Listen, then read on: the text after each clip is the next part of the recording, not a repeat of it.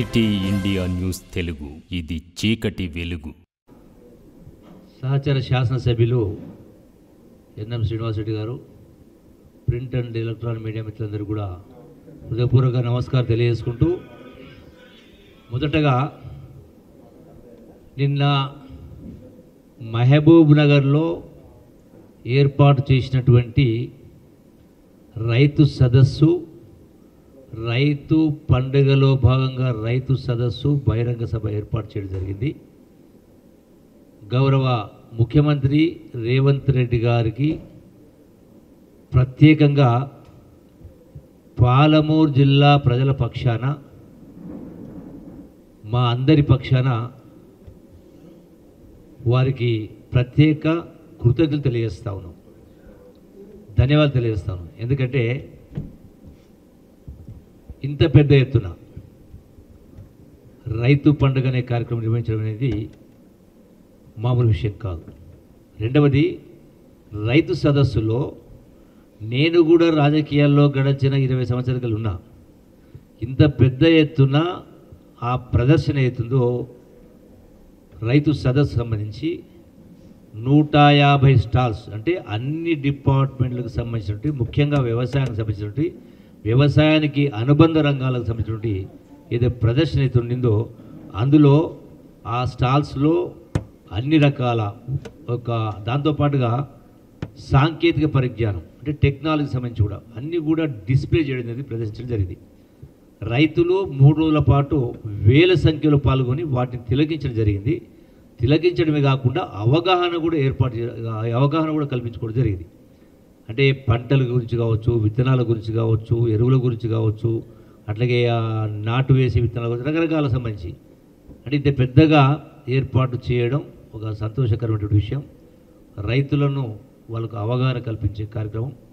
దీంతో పాటుగా ఎందుకు గౌరవ ముఖ్యమంత్రి రేవంత్ రెడ్డి గారికి పాలమూరు జిల్లా ప్రజల తరఫున కృతజ్ఞతలు తెలియజేస్తా ఉన్నామంటే, నిన్న 2750 కోట్ల రూపాయలు సుమారుగా మళ్ళీ 3-4 లక్షల మంది రైతాంగానికి ఏదైతే సాంకేతిక లోపం కారణంగా, అంటే ఆ రైతు రుణమాఫీ అనేది రేషన్ కార్డు నంబర్ కావచ్చు, పేరు పొరపాటు కావచ్చు, అట్లాగే ఆధార్ పొరపాటు కావచ్చు, ఒక కుటుంబానికి 2 లక్షలు ఉన్నటువంటి విషయంలో కొన్ని ఆ బ్యాంకుల మధ్యలో ఈ యొక్క పొరపాట్ల కారణంగా కొంత ఆలస్యమైన మాట. వాటన్నిటి కూడా నేను అందరికీ అవి క్లియర్ చేయడం జరిగింది. ఒక అంశం. రెండవ కారణం, రైతాంగానికి సంబంధించి 500 రూపాయల బోనస్ కూడా ఇవ్వడం కూడా ఇది ఒక గొప్ప ప్రయత్నం. ప్రతిపక్షాల వాళ్ళు వీళ్ళు ఏదో మాటలు చెప్పిండ్రు, చేస్తున్న కింద మాట్లాడారు. కానీ రైతాంగం యొక్క సంతోషం ఎట్టుందంటే, నాకు చాలామంది కూడా ఫోన్ చేయడం జరిగింది. నేను వాట్సాప్లో కూడా చాలా సోషల్ మీడియా చూసినాను. మార్కెట్ యార్డ్లో వరి కొనుగోలు తర్వాత కేవలం 3-4 రోజుల్లోనే ఆ రైతాంగానికి ఆ యొక్క నిధులని వాళ్ళ ఖాతాకు జమ అయినాయి, బోనస్తో సహా. ఇంకొక ప్రధాన కారణం ఏంటంటే, ఎందుకు కృతజ్ఞతలు తెలియజేస్తామంటే, మనిషికి ఒక తపన ఉండాలి. ఎందుకంటే పాలమూరు జిల్లా నుంచి 70 సంవత్సరాల తర్వాత రేవంత్ రెడ్డి గారు ముఖ్యమంత్రిగా మాకు అవకాశం వచ్చింది. ఆనాడు బూరుగుల రామకృష్ణ తర్వాత.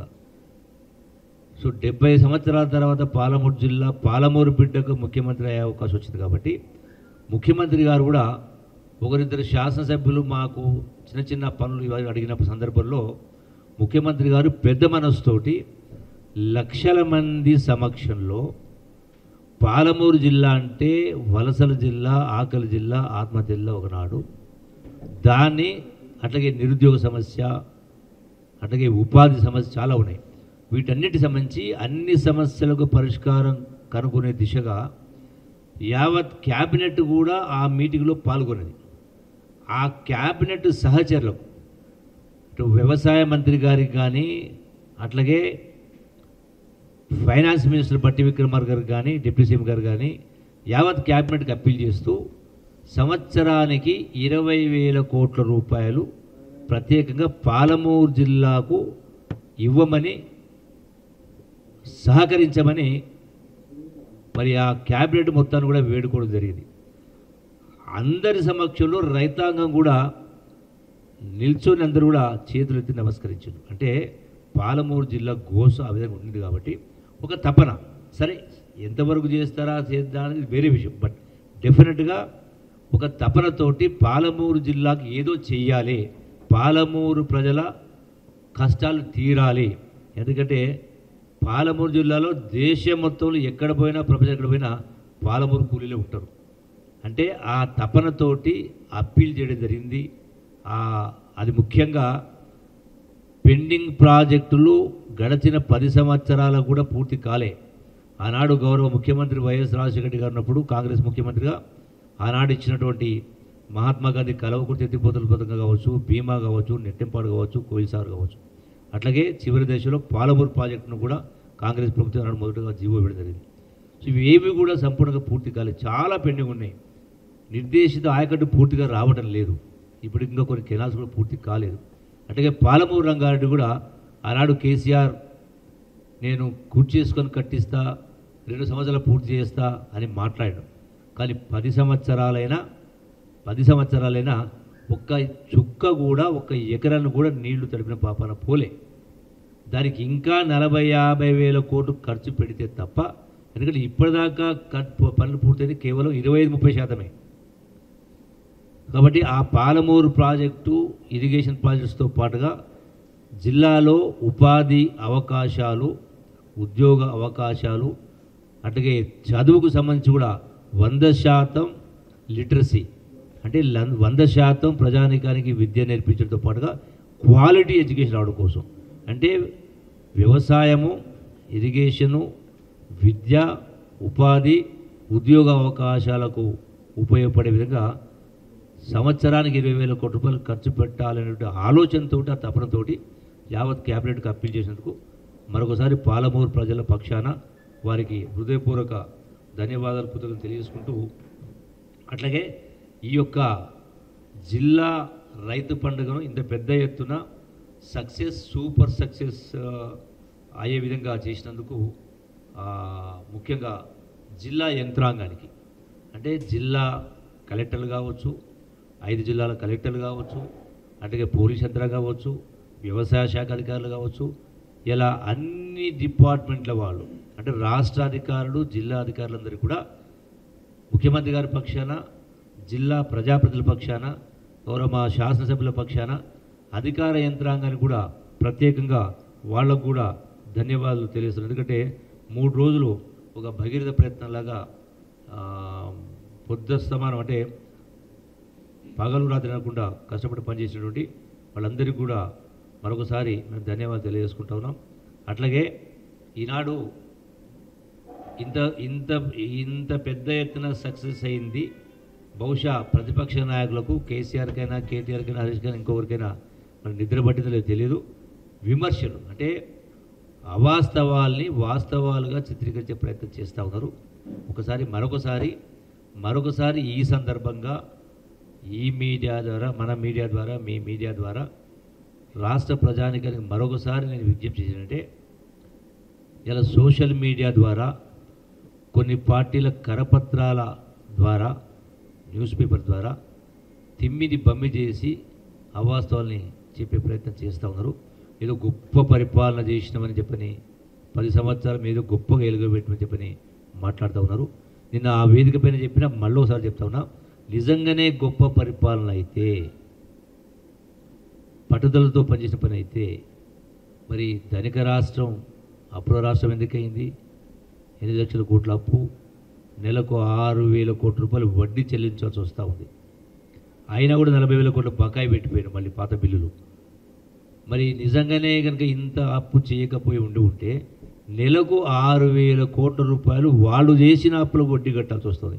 ఇదే కనుక ఈ స్థాయిలో లేకపోయి ఉంటే 70 సంవత్సరాలు కాంగ్రెస్ పార్టీ, తెలుగుదేశం పార్టీ ఈ రాష్ట్రాన్ని పరిపాలిస్తే మరి రాష్ట్ర అప్పు మొత్తం కేవలం 60,000 కోట్లు ఉండింది. ఇలా పద్ధతి జరగకపోయి ఉంటే నెలకు 6,000 కోట్లు అంటే రైతు బంధు ఇవ్వాలంటే 7,000 కోట్లే. మీరు ఇంత అప్పు చేసి పెట్టకపోయి ఉంటే నెలకోసారి ఇవ్వచ్చు. ఇలా రైతు బంధు అయిపోయేది. తర్వాత అట్లాగే నిరుద్యోగ భృతి అయిపోయేది, అన్ని ఉద్యోగాలు ఫిలప్ అయిపోయేది, ఉపాధి అవకాశాలు వచ్చేది, చాలా జరిగేది. అంటే దీని మొత్తానికి కారణం వీళ్ళే. ఇంత చేసి కూడా చివరికి మళ్ళీ ఇన్ని అప్పులు చేసి కూడా మళ్ళీ రైతు బంధు ఇవ్వడానికి అక్షయ పాత్ర లాంటి రింగ్ రోడ్డు అమ్మేయడం జరిగింది. ప్రజాస్వామ్యాన్ని కూలి చేసింది. మీకు అందరూ ధ్యాసకు ఉండొచ్చు, మంత్రులకు కూడా ఎంట్రీ లేకపోయేది ప్రగతి భవన్ పోవాలంటే. వాళ్ళకు అవసరం వాళ్ళు పిలుచుకునేవాళ్ళు. సెక్రటరీ మేము గొప్పగా చెప్పినామని చెప్పారు. ఎవరి కోసం? సెక్రటరీకి ఎంట్రీ, ఎమ్మెల్యేకి ఎంట్రీ లేదు. అందుకనే ఇలా అమరవీరుల స్థూపం గొప్ప కట్టించినవనో, సెక్రటరీ గొప్ప కట్టించని చెప్పను, అంబేద్కర్ గొప్పగా కట్టించని చెప్పిన కింద చెప్పుకోవడం తప్ప ఈరోజు కూడా వాళ్ళ యొక్క ఆశయాల్ని, వాళ్ళ లక్ష్యాలు అమలు చేసిన పాపన పోలేదు. కాబట్టి అందుకనే ప్రతిపక్ష మాటల గారడిలో పడకుండా ఒకటే మరొకసారి విజ్ఞప్తి చేసేది రాష్ట్ర ప్రజానీకానికి, అన్ని వర్గాల వాళ్లకు, ఈ దేశానికి కానీ ఈ రాష్ట్రానికి కానీ కాంగ్రెస్ ప్రభుత్వమే శ్రీరామ రక్ష. ఎందుకంటే ఇది పేదల పార్టీ, పేదల పక్షపాతి. దానికి తోడు ఇందిరమ్మ రాజ్యం చూసినారు. ఇందిరమ్మ అంటేనే ఇందిరాగాంధీ అయినా రాజీవ్ గాంధీ అయినా దేశం కోసం ప్రాణాలు వదిలిరు. సోనియా గాంధీ అయినా రాహుల్ గాంధీ అయినా ప్రధాన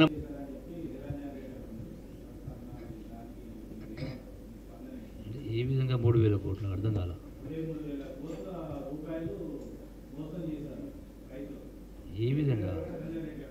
ఏ విధంగా దేనికోసం కోసం?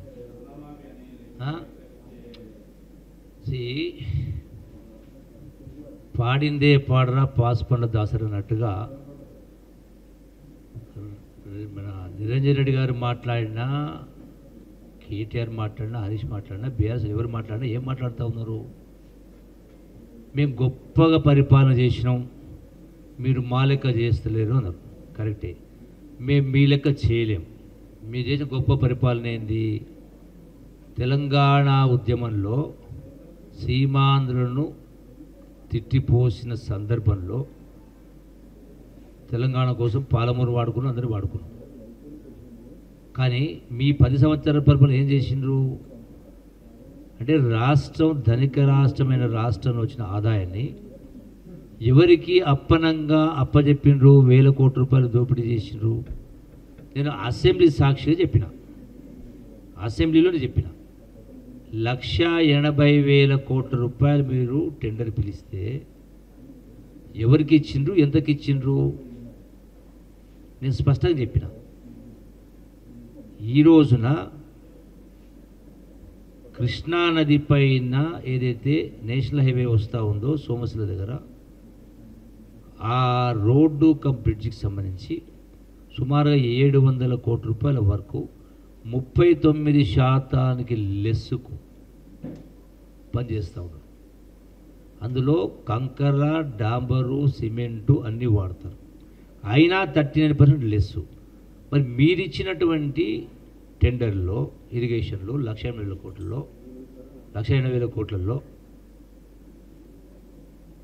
ఎక్సెస్కు నేను చదివిన అసెంబ్లీలో 3,000 కోట్లు, 4,000 కోట్లు అన్నీ 0.1, 0.2 లెస్సు, లేదంటే 2%, 3% ఎక్సెస్. ఎందుకు ఈ వ్యత్యాసం? ఈ డబ్బులు ఎక్కడ పోయినాయి? అత్త సొమ్ము అల్లుడు దానం చేసినట్టుగా దోసుకుంటారు, దోసిపెడతారు. దీని పర్యవసానమే కదా రిజల్టు 8 లక్షల కోట్లు అప్పు కావడం. దీని పర్యవసానమే కదా నెలకు 6,000 కోట్ల రూపాయలు మీరు చేసిన అప్పుకు వడ్డీ కట్టాల్సి వస్తూ ఉంది. దీని పర్యవసానమే కదా మీ 10 సంవత్సరాల పరిపాలనలో మీరు అధికారం బంగారు పల్లెల్లో అధికారం అప్పచెప్పిన మాట్లాడినారు హరీష్ రావు చాలా సందర్భంలో, ఇంకో నాయకులు. 40,000 కోట్ల బకాయిలు. అంటే ఇన్ని అప్పులు చేసి కూడా మళ్ళీ పోయడం 40,000 కోట్ల బకాయిలు బిల్లుల పేరున పెండింగ్ పెట్టిపోయారు. పోనీ ఇన్ని చేసినా మీరు గొప్ప చేసినా ఇంతకుముందే చెప్పిన అక్షయ పాత్ర లాంటి రింగ్ రోడ్డును 7,000 కోట్ల కమ్మిన డేట్లతో సహా చెప్పిన. ఆగస్టులో 2023లో ఆగస్టులో 7,000 కోట్ల రూపాయలు రింగ్ రోడ్డును, అంటే సంవత్సరానికి సుమారుగా 700 కోట్ల రూపాయల ఆదాయం వచ్చేటువంటి రింగ్ రోడ్డును ఎంత కమ్మింది మీరు? 7,232 కోట్ల 40 లక్షలు కమ్మిండ్రు. ఏ తారీఖున అమ్మిండ్రు? 35 సంవత్సరాలకు 14 ఆగస్టు 2023. అంటే డబ్బుల కోసము అక్షయపాత్ర రింగ్ రోడ్ను ఇన్ని కోట్లకు ఆ డేట్ 14 తారీఖు ఆగస్టు 2023 అమ్మిండ్రు. అమ్మి మీరు రైతులకు రైతు భరోసా ఎప్పుడు ఇచ్చిండ్రు? అదే రోజు బ్యాగ్ అంటే ఫైనాన్స్లో పడగానే రింగ్ రోడ్ పైసలు రాగానే అదే రోజు 5,810 కోట్ల రూపాయలు రైతు భరోసాకి ఇచ్చిండ్రు. ఆ మలతనాడు 16వ తారీఖు నాడు ఆగస్టు నాడు 345 కోట్లు, ఆ మర్నాడు 28 నాడు 324 కోట్లు, 29 ఆగస్టు నాడు 620 కోట్లు చొప్పున మొత్తం 7,000 కోట్ల రూపాయలు రైతు భరోసా ఇచ్చిండ్రు. అంటే ఈ డబ్బునే కదా మీరు వాడింది. అంటే ఇంత గొప్ప పరిపాలన చేస్తే రింగ్ రోడ్ అమ్మాల్సి వచ్చింది. ఆ రింగ్ రోడ్ అనేది వాహనాలు తిరుగుతూ ఉంటే ఇవాళ 700 కోట్లు ఉంటే రేపు వచ్చే సంవత్సరం 1000 కోట్ల ఆదాయం కావచ్చు, ఆ పైన 2000 కోట్ల ఆదాయం కావచ్చు. వాళ్ళు 35 సంవత్సరాలు ఎన్ని కోట్ల ఆదాయం అవుతుంది? 8,000 కోట్ల ఆదాయం అవుతుంది. ఎవడప్ప సొత్తు? ఎందుకు అమ్మిండ్రు? అంటే మీరు ఈ వేషాలు వేసి ఇది దుర్మార్గం పరిపాలన చేసి మళ్ళీ మేమేదో తప్పు చేసినట్టుగా మీరు సొక్కం చేసినట్టు మాట్లాడితే ఎట్లా? ఇది మా మిత్రులు చెప్పిర్రు. మీరు గతంలో 10 సంవత్సరాల కింద అధికారంలోకి వస్తే ₹1,00,000 అప్పు మాఫీ చేస్తామన్నారు. ఎన్ని రోజులకి ఇచ్చిండ్రు? 10 సంవత్సరాలు మీరు చేసిన అప్పు మాఫీ. అంటే అది 4 గంటలు వడ్డీ అయింది రైతాంగానికి. మీరు మాఫీ చేసినట్టు ఎట్లయితుంది? అది కూడా 2018-23 మీరు మాఫీ చేస్తామన్నారు ₹1,00,000. కేవలం 25% మందికే ఇచ్చిండ్రు. 30 మంది రైతాంగం అప్పు మాఫీ చేయలే. ఇప్పుడు ఈ ప్రభుత్వం వచ్చిన తర్వాత వాళ్లకు అప్పు ఒకటే సంవత్సరం మొత్తం మాఫీ అయింది. మరి ఏ ప్రకారం అయినా ₹500 వరేస్తే ఊరి అని మాట్లాడిండా కేసీఆర్? వరి ఒడ్లు ఏదని చెప్పిండా? మరి ఇవాళ సన్న ఒడ్లు కడుపుకు అన్నం తినలేదా? గడ్డి తినరా? ఎందుకు మాట్లాడలే? మరి ఇవాళ సన్న బియ్యాలకు ఇంకో కారణం ఏంది? ఈ దొడ్డొడ్లను అంటే దళారుల పాలై ₹6 ₹7 రేషన్ షాప్కి వెళ్ళి బియ్యం కొని దాన్ని దళారీ వ్యవస్థ ₹16 ₹20 తీసుకుపోయి ఇతర రాష్ట్రాలకు అమ్ముకున్నారు. ఒక వనపర్తిలోనే ఒక మిల్లర్ పైన 22 కేసులేనాయి. 22 కేసులు, ₹100 కోట్ల లూటి. ఇట్లా ఎన్నున్నాయి? ఎవడప్ప సొత్తు? మీ గొప్ప పరిపాలన ఎందుకు జరిగింది ఇట్లా? అంటే అందుకని ఏ విషయంలో చూసినా కూడా బీఆర్ఎస్ నాయకులు కానీ బీజేపీ నాయకులు కానీ ఇంకోరు కానీ ముఖ్యంగా పొద్దులేస్తే బీఆర్ఎస్ నాయకులు ఊ అంటే రాజీనామా చేస్తారు, రాజీనామా చేస్తారు. చేత రాండి. ఇప్పుడు నేను చెప్పిన లెక్కలో ఒక అక్షరం కానీ ఒక అంకె కానీ తప్పుంటే చేతులంటే అప్పు చేసింది నిజం కాదా? వడ్డీ కట్టేది నిజం కాదా? రింగ్ రోడ్డు మీద నిజం కాదా? చెప్తారా? హరీష్ వస్తాడా? కేటీఆర్ వస్తాడా? ఇంకెవడు వస్తాడు? రాండి. నేను చెప్పిన గతంలో కూడా లాల్ బహదూర్ స్టేడియంలో ప్రజల మొదలు పెడతాను రాండి చర్చ. మీ గొప్ప పరిపాలన ఎంత గొప్పగా ఉందో. అరే కేవలం ఈ ప్రభుత్వం వచ్చి సంవత్సరం అయింది. ఇప్పుడు 6 మాసాలకే మొదలుపెట్టింది కదా మీరు ఈ ప్రభుత్వాన్ని విమర్శించేది. మీరు చక్కగా చేసి ఉంటే ఈ గది ఎందుకు పట్టేది? అక్కడ నువ్వు కాళేశ్వరం 1,20,000 కోట్లు పెడితే మొత్తం కలిపి 1,20,000 కోట్లు. మళ్ళీ పాలమూరు ప్రాజెక్టు ఎందుకు పూర్తి కాలేదు? పాలమూరే కాదు, గతంలో వైఎస్ఆర్ మొదలుపెట్టినటువంటి ప్రాజెక్టులు శాంక్షన్ ఇచ్చి ఒక స్థాయికి వచ్చి కాంగ్రెస్ ప్రభుత్వం ఉన్నప్పుడే కల్వకుర్తి లిఫ్ట్లో మొదటి పంపు రద్దు సింగోడు శ్రీవారి సముద్రం నింపినాం. ఆ తర్వాత 10 సంవత్సరాలు బీఆర్ఎస్ ప్రభుత్వం ఈ రోజు కూడా ఇంకా కంప్లీట్ కాలే. ల్యాండ్ యాక్షన్ పూర్తి కాలే. పాత ప్రాజెక్టులకే పాలమూరు ప్రాజెక్టు పూర్తి చేసుకుని కట్టిస్తారు. ఎక్కడ పోయింది మరి? అంటే అందుకనే మళ్ళీ చెప్తున్నా, గతంలో మళ్ళీ చెప్తున్నా, ఎంత గొప్పగా స్పీచ్ ఇచ్చినామో, ఎంత గొప్పగా శ్లోకాలు మాట్లాడినామో, ఎంత గొప్పగా పద్యాలు వాడినా అది గొప్పతనం కాదు. గొప్పతనం దేని ఉండాలి? పారదర్శకమైన పరిపాలన, నిజాయితీ పరిపాలన, అబద్ధాలు లేని మాటలు, దీని గొప్పతనం అంటారు. అంటే ఈ తిమ్మిని పంపి చేసి మేమేదో వాక్చాతుర్యం బాగుందని చెప్పని ప్రజలు మభ్యపెట్టే ప్రయత్నం చేస్తూ ఉన్నారు. అది నిరంజన్ రెడ్డి అయినా ఇంకోరైనా కేసీఆర్ ఇంకోరైనా మీరు మాటల వరకే పరిమితం. మరి ఇంత గొప్పగా మాట్లాడేటువంటి నిరంజన్ రెడ్డి మాట్లాడుతున్నారు. నిరంజన్ రెడ్డి గురించి చెప్తా ఉన్నారు, మాట్లాడుతాడు. నువ్వు ఎందుకు ఓడిపోయినావా? తెలంగాణ ఉద్యమంలో నేను గొప్ప ఉద్యమం చేసినా కేసీఆర్కు రైట్ హ్యాండ్ అని మాట్లాడినావు. మరి 2001వ సంవత్సరం మొదలు పెడితే 2014 వరకు మరి మిగతా చోట్ల అక్కడక్కడ కొందరు టీఆర్ఎస్ వాళ్ళు గెలిచింది కదా. కొన్ని చోట్ల అక్కడ మరి నీవెందుకు గెలవలే, ఎమ్మెల్యే గెలవలే, ఓ ఎంపీపీ గెలవలే, ఓ జడ్పీటీసీ గెలవలే, ఏ ఉద్యమం చేసినారు? దండుకునే ఉద్యమం చేసిండ్రు, పైరవి ఉద్యోగాలు చేసిన మీరు.